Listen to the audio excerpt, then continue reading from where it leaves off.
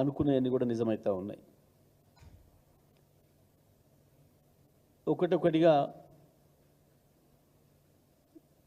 కేసీఆర్ గారు పెట్టిన పథకాలు ఎత్తిపోతూ ఉన్నాయి.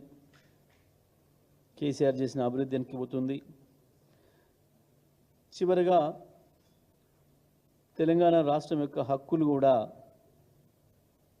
కేంద్రంతో పక్క రాష్ట్రంతో హరించబడతా ఉన్నాయి. ప్రత్యేకించి నీళ్ళ విషయంలో తెలంగాణ కొట్లాడిందే నీళ్ళ కొరకు. ప్రత్యేకించి కేసీఆర్ గారి నాయకత్వంలో ఉద్యమం ప్రారంభమైందే నీళ్ళ కొరకు ప్రధానంగా. తెలంగాణ వచ్చి కేసీఆర్ గారి నాయకత్వంలో ఈ రాష్ట్రం ముందున్నప్పుడు 10 సంవత్సరాలు వరుసగా 9 ఏళ్లకు పైగా తెలంగాణ రాష్ట్రం వ్యవసాయ రంగంలో, మంచినీటి రంగంలో అద్భుతమైన ప్రగతిని సాధించింది. కృష్ణా గోదావరి నదుల్లో మనకున్న వాటా ప్రతి నీటి చుక్కను వినియోగించుకుంది.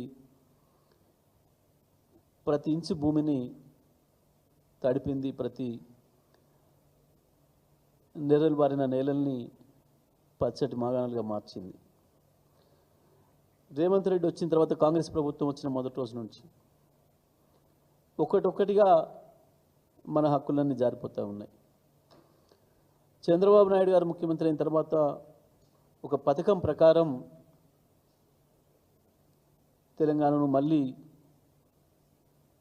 మోసం చేసే ప్రయత్నం, తెలంగాణకు ద్రోహం చేసే ప్రయత్నం, తెలంగాణ నీళ్లను దొంగిలించుకుపోయే ప్రయత్నం మొదలైంది.